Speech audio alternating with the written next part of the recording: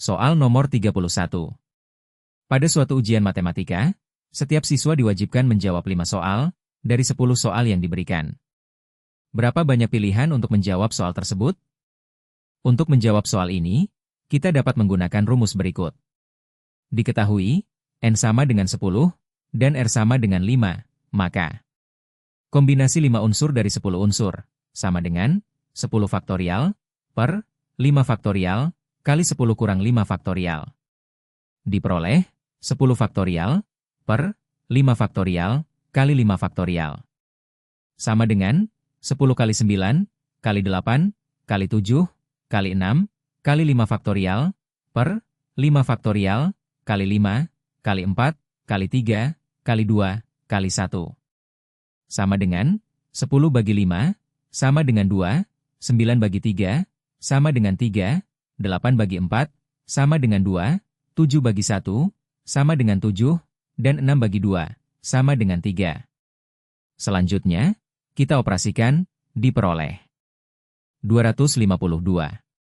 Jadi, jawabannya adalah D.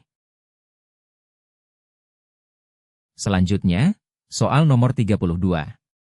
Dua buah dadu sisi 6 dilempar bersama-sama sebanyak 120 kali.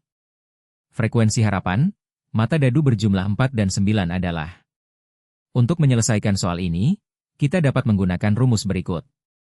Frekuensi harapan, sama dengan peluang kejadian E, kali banyaknya percobaan. Ruang sampel, 2 dadu sisi 6, adalah NS, sama dengan 6 kali 6, sama dengan 36. Selanjutnya kita menentukan, peluang kejadian mata dadu berjumlah 4. Mata dadu berjumlah 4, sama dengan 1 dan 3, 3 dan 1, 2 dan 2. Maka, banyaknya kejadian adalah 3. Sehingga, peluang kejadian mata dadu berjumlah 4, sama dengan banyaknya kejadian, per ruang sampel, sama dengan 3 per 36, sama dengan 1 per 12. Selanjutnya kita menentukan, peluang kejadian mata dadu berjumlah 9. Mata dadu berjumlah 9, sama dengan 3 dan 6, 6 dan 3, 4 dan 5, 5 dan 4. Maka, banyaknya kejadian adalah 4. Sehingga, peluang kejadian mata dadu berjumlah 9, sama dengan banyaknya kejadian, per ruang sampel, sama dengan 4 per 36, sama dengan 1 per 9. Selanjutnya, diketahui banyaknya percobaan, atau N, sama dengan 120. Sehingga, frekuensi harapan, 2 kejadian tersebut, sama dengan peluang kejadian mata dadu berjumlah 4, kali peluang kejadian mata dadu berjumlah 9, kali banyaknya percobaan.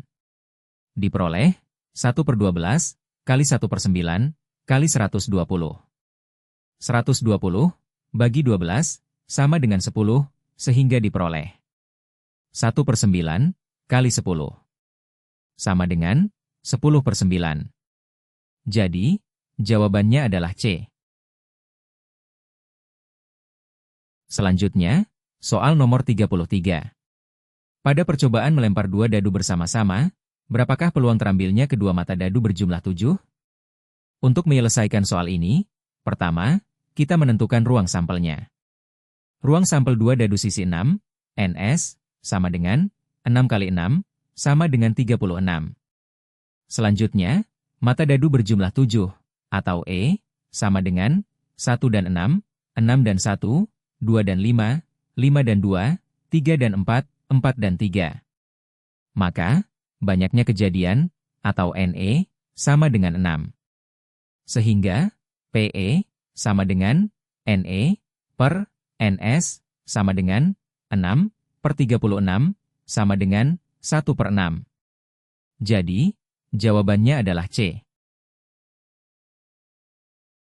Selanjutnya, soal nomor 34. Sebuah dadu sisi 6, diundi 1 kali. Misalkan A, adalah kejadian mendapatkan bilangan ganjil, dan B, adalah kejadian mendapatkan bilangan lebih dari 1. Peluang terambilnya satu bilangan ganjil, atau satu bilangan yang lebih dari 1 adalah.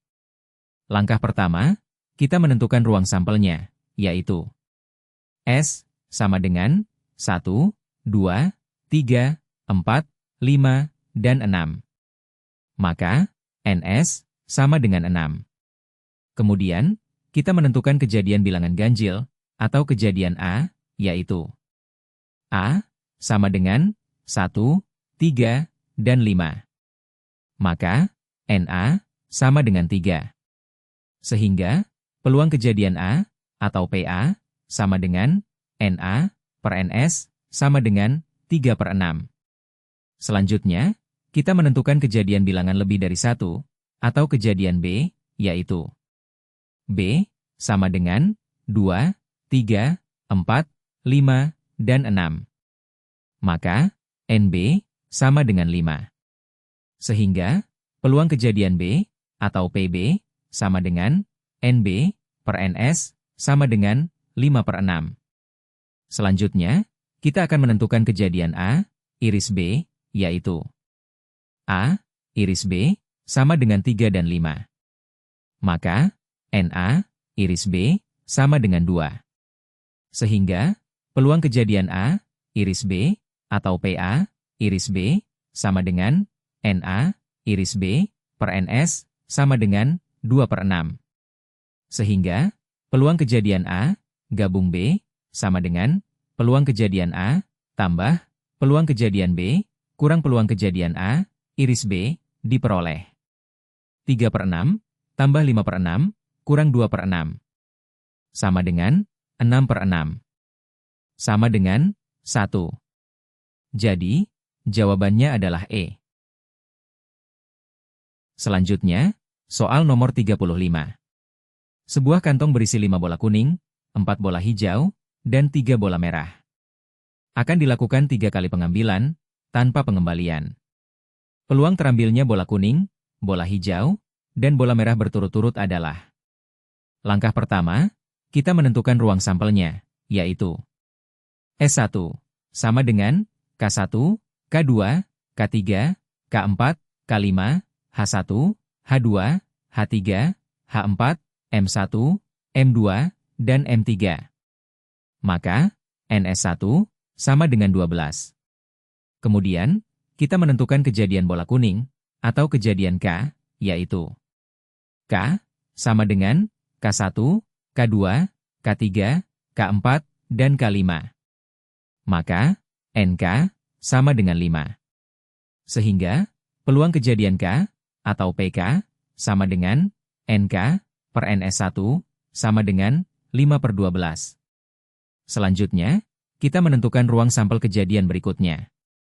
Karena pengambilan bola, tanpa pengembalian, maka bola kuning berkurang 1, sehingga ruang sampelnya, yaitu S2, sama dengan K1, K2, K3, K4, H1, H2, H3, H4, M1, M2, dan M3.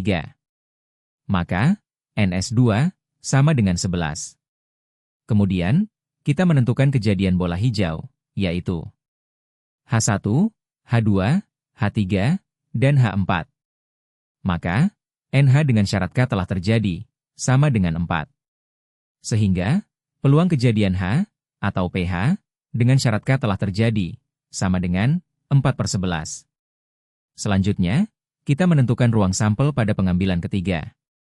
Karena pengambilan bola, tanpa pengembalian, maka bola hijau berkurang 1, sehingga ruang sampelnya, yaitu S3, sama dengan K1, K2, K3, K4, H1, H2, H3, M1, M2, dan M3.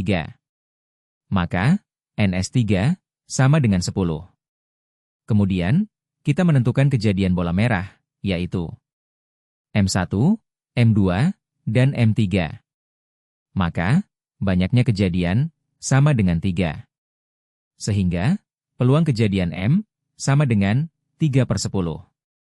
Sehingga, peluang terambilnya bola kuning, bola hijau, dan bola merah sama dengan 5/12 kali 4/11 kali 3/10.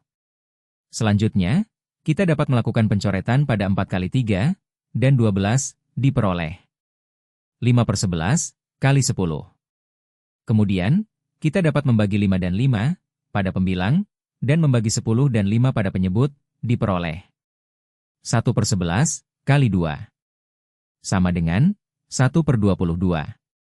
Jadi, jawabannya adalah B.